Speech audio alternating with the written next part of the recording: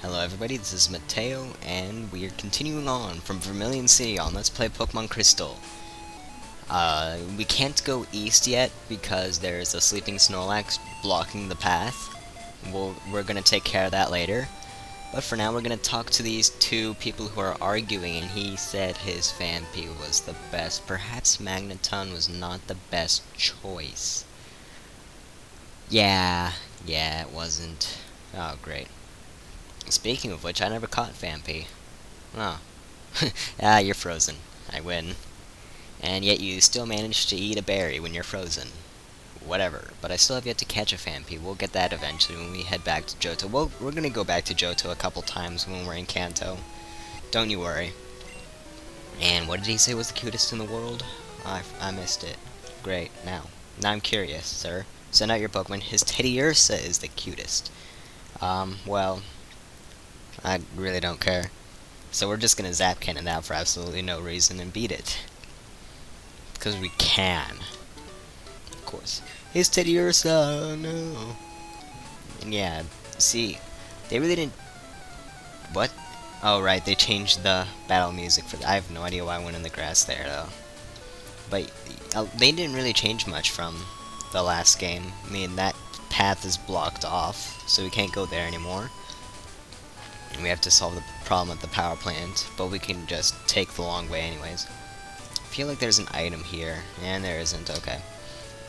But they really didn't change much from this. I mean, some events have changed, but other than that, not much.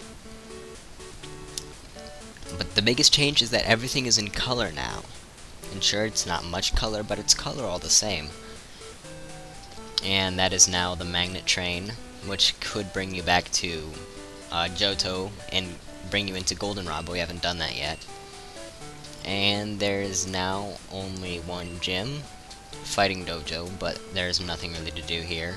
We can't get Hitmonchan or Hitmonlee like we could in the last game. Yeah, he's in a cave in Johto. We have yet to go there. We're gonna use that to break up the monotony a bit when finishing up the game. But in here we can find a focus band. I have no clue what that does, and I really don't care what it does.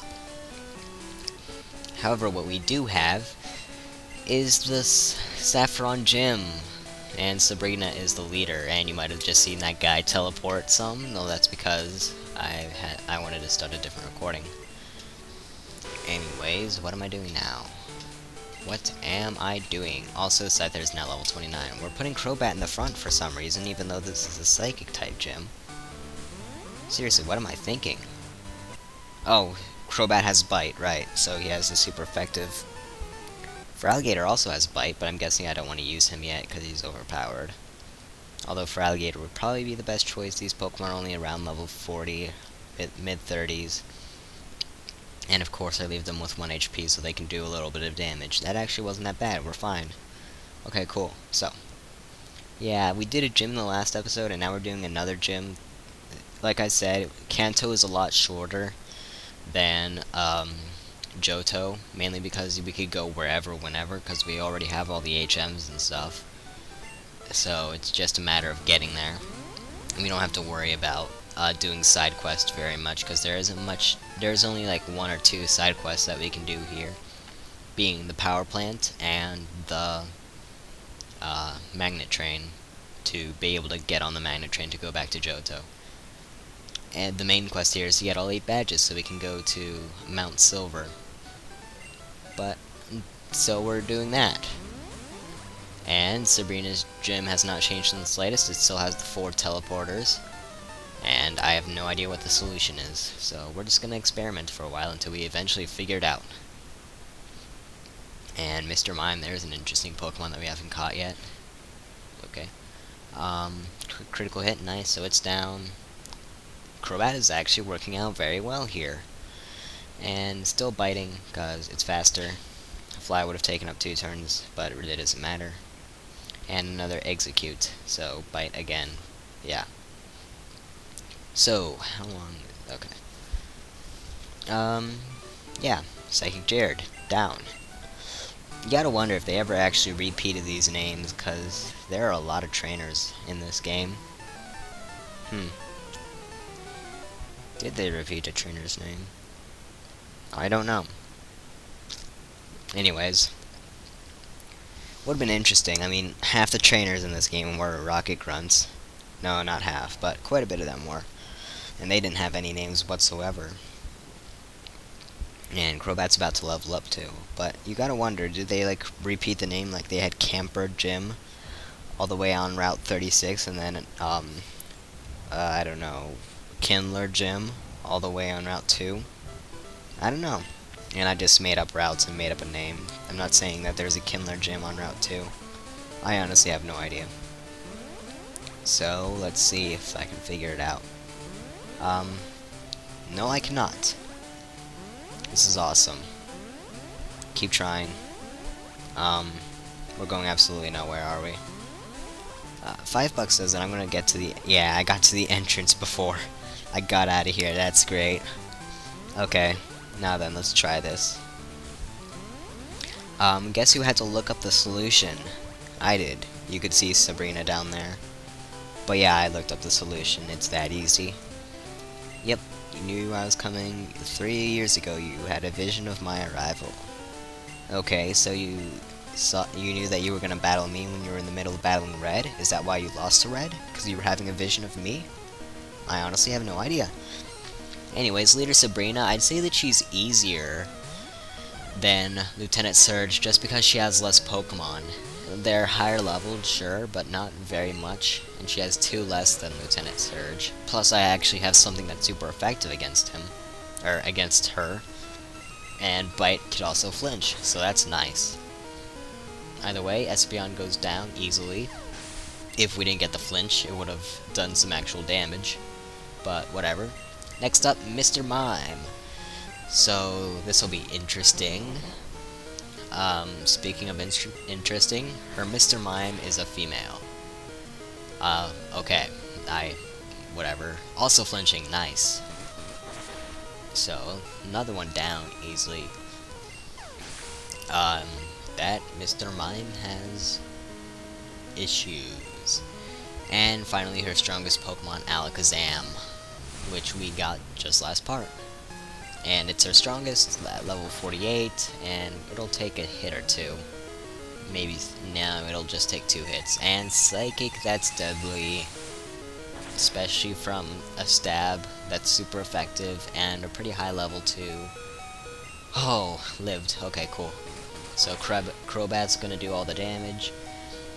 Crobat's the only one that did anything, and he was weak to the type in this gym, and yet we still beat him, so you can see it's pretty easy, although Crobat is pretty crippled at the moment. Very little HP. But we got the Marsh Badge. Hooray, so that's already 2. We have 10 out of 16 badges now. Okay. Yep, yeah, okay. Yeah, see ya. And now we're getting out of here. Zaw. Once we figure out the teleporting puzzle. Nope. That one. And then there. Okay. Okay, we're done. We're out of here finally. So that was quick. There's still a bunch of time in this part, so we're gonna do more stuff, of course. There's the Silphco here, but it's been drastically changed. Mr. Psychic's house, you can get the Psychic TM from him. Although I have no reason to get it, my Hypno already knows Psychic. I could possibly teach it to something else, but I don't think anything else in my team can learn Psychic. Really doesn't matter. So, next up, we can do stuff. Well, it's been so long since I recorded this, I completely forgot what I did. So let's check around. There's Mr. Psychic's house. We could go to Silphco, but not yet because it's been drastically changed. Basically, it's no longer a dungeon. Hooray. It's just a single room where we can do stuff. I don't want to battle those 3. The flyer is torn. It's impossible to read. Okay. Okay then. That's weird. This is when I start skipping trainers. Somewhat. I'll still, fast forward stuff. Battles that I do get into, but I'm not going to purposely get into every single battle possible. Because it took me a while to realize that all these trainers are really weak and you really don't need to see them all. Either way, Crobat's still taking the lead. I have no idea why. However, we're going to put Hypno out here because he's super effective to poison. Although at this point, super effective really doesn't matter because we're 20 levels above them. That looks really weird and fast motion. 2 times the speed. Whatever. So, he just wanted to know how the magnet train worked, me. You didn't have to battle him.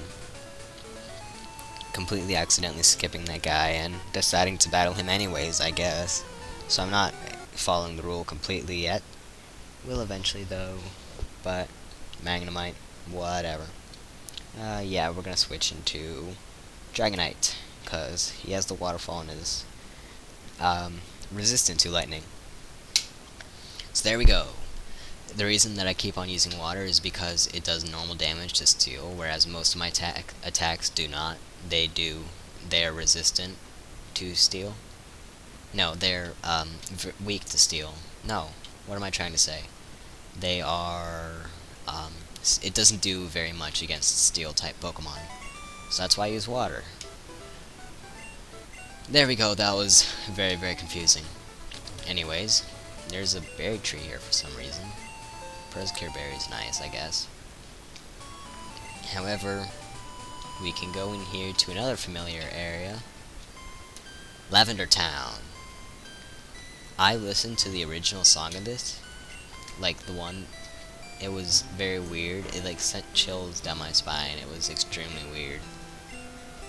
This one not so much. It's still kind of creepy, but it's happier than what it originally was. Okay, something about the power plant and how he'll be ruined. This used to be the Pokemon Tower, but now it's become a radio tower. It's the radio tower of Kanto. And if you tried to go to your radio, you can't do anything with it yet because we don't have the Kanto card to be able to, yeah, the EXPN card to be able to go and set up your radio to listen to Kanto stuff. There's only one good thing from the Kanto stuff, and that's the Pokeflute channel, which we can use to wake up that Snorlax. So we're going to want to go and get that, otherwise we wouldn't really want it, it doesn't matter. But since it does that, we have to get it. Hooray! More side quests. This is actually setting up one of the 2 side quests.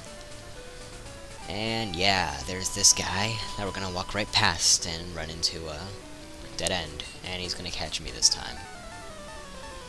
He's either a hiker or a Pokefan. He's a Pokefan, and he has a Quagsire. Okay. So, yeah. Hooray!